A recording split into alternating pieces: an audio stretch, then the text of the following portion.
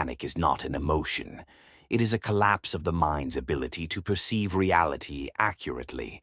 In that moment, your nervous system hijacks your consciousness and replaces clear thinking with pure survival instinct. For most people, panic arrives unexpectedly, as an unwelcome invader that takes control. For samurai, panic never arrived at all, not because they were fearless, but because they had systematically trained it out of existence through a method so simple that modern psychology is only now beginning to understand its power. This is how they did it. There is a man named Kenji who works in emergency medicine. For 12 years, he has responded to the worst moments of people's lives: car accidents, heart attacks, overdoses, trauma. He is competent at his job, but competence is not enough in emergency medicine.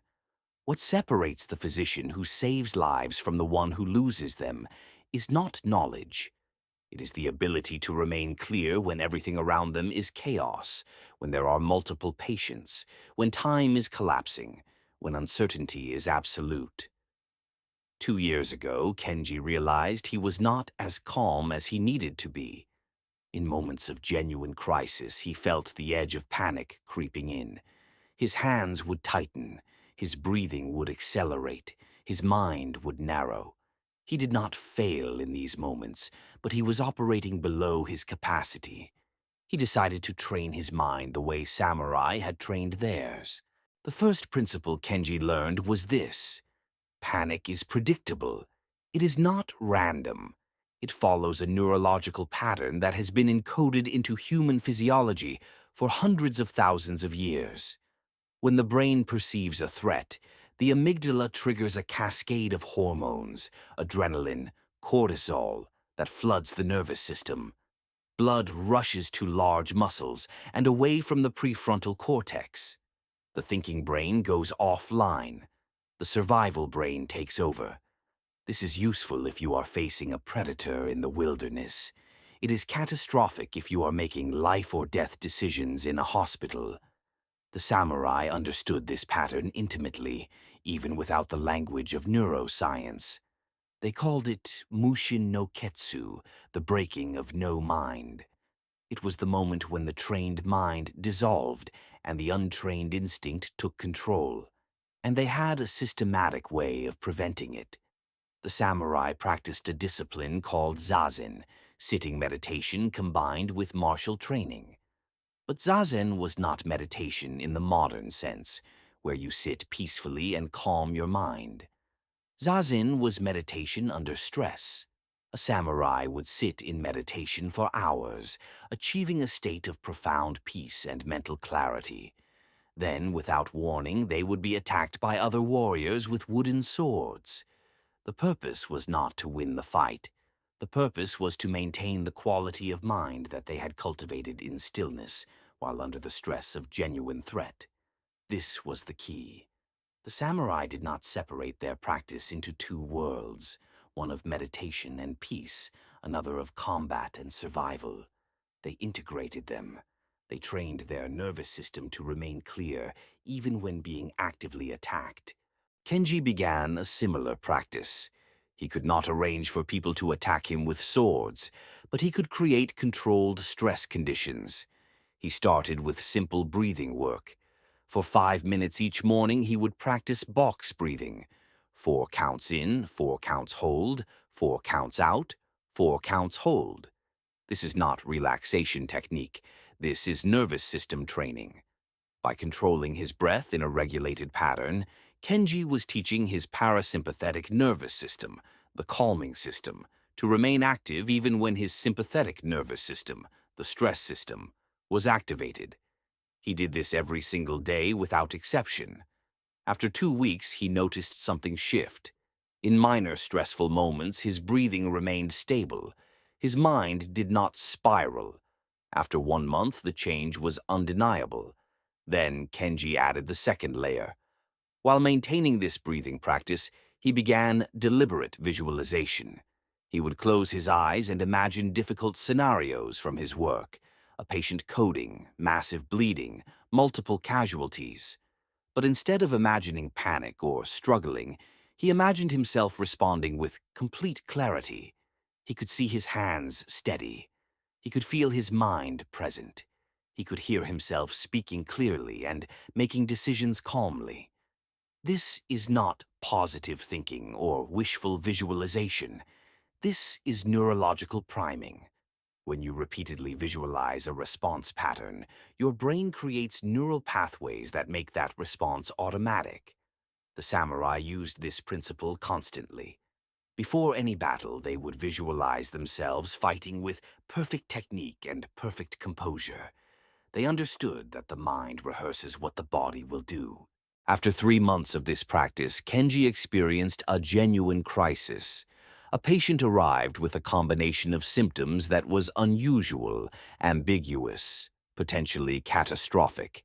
Every instinct told him to rush, to panic, to do something immediately. But something else happened instead. His breath remained steady. His mind remained clear. He was present with the uncertainty rather than being overwhelmed by it. In that clarity, he saw the pattern he had missed. He made the right diagnosis. He made the right decision.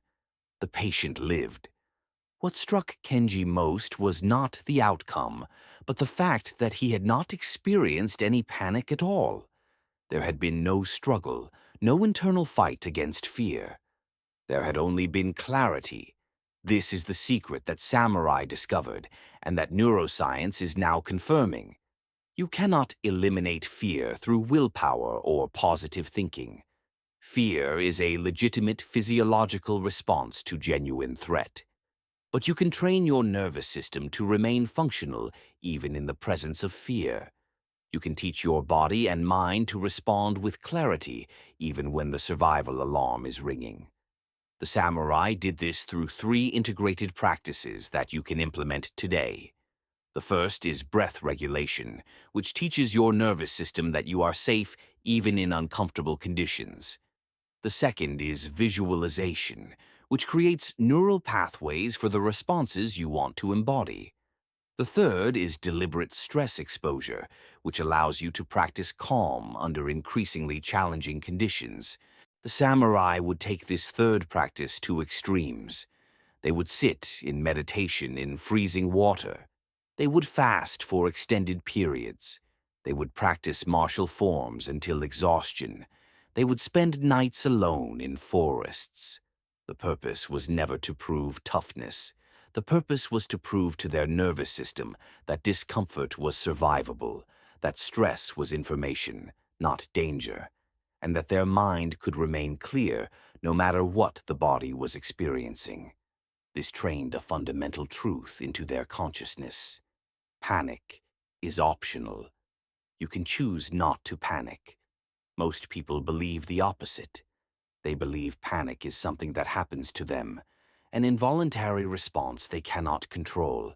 This belief is the foundation of panic itself. But if panic is a trained response, it can be untrained. If it is a habit, it can be replaced with a different habit. The samurai knew this. They treated panic the way a musician treats a difficult passage, something that requires disciplined, repetitive practice until it becomes automatic. They did not expect to eliminate panic through a single insight or a moment of revelation. They expected to train it out through consistent practice over years. Kenji continued his practice long after the crisis had passed. 2 years later, he remains a calm physician in emergency situations. But more importantly, he remains calm in his ordinary life. The practice changed him at a fundamental level. The stress regulation he trained into his nervous system during meditation and breathing now applies automatically to traffic, to conflict, to uncertainty, to all the small crises of ordinary existence. He sleeps better. He relates to people more clearly. He makes decisions more quickly. He is not special. He simply trained his mind the way samurai trained theirs. You do not need to face life or death situations to benefit from this training. Panic in everyday situations, public speaking, social interaction, confrontation, uncertainty, follows the same neurological pattern. It responds to the same training methods. And the stakes are arguably higher in ordinary life because you face these situations repeatedly and the habit accumulates. If you have trained yourself to panic in social situations, that training runs deep, but it can be retrained. The samurai would begin where you can begin, with the breath. 5 minutes every morning. Box breathing. Nothing elaborate, nothing mystical. Just a systematic way of teaching your nervous system that you are safe, that you can remain clear, that panic is not inevitable. The second practice can begin immediately as well. Before any situation that normally triggers anxiety, a meeting, a difficult conversation, a performance, take 2 minutes to visualize yourself moving through that situation with complete composure. See yourself speaking clearly. Feel your body calm. Imagine the successful outcome. This is not magical thinking. This is neuroscience. You are creating the neural pathway before you need it. The samurai built this into their preparation. The modern person mostly does not. They walk into challenging situations unrehearsed, surprised by their own panic, convinced it came from nowhere. It did not. It came from lack of preparation. The third practice requires more courage, but it requires nothing external. It requires only small voluntary discomfort. Cold showers, difficult conversations you have been avoiding, sitting in silence without distraction, fasting for a meal, running until fatigue. The purpose is not self-torture. The purpose is proof.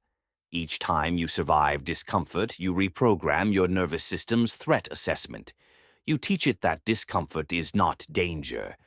This is the final layer of samurai training. They did not just meditate and visualize. They regularly exposed themselves to the edge of their capacity and proved to themselves that they could remain clear. This built unshakable confidence in their ability to handle crisis. The samurai did not panic not because they were superhuman, but because they had systematized the training of their mind and body. They understood that panic was a learned response, and therefore it could be unlearned and replaced. They did this through breath regulation, visualization, and deliberate stress exposure. These practices are available to you today. They require no special equipment, no spiritual belief, no particular intelligence. They require only consistent practice over time. This is how samurai train their mind to never panic. This is how you can train yours.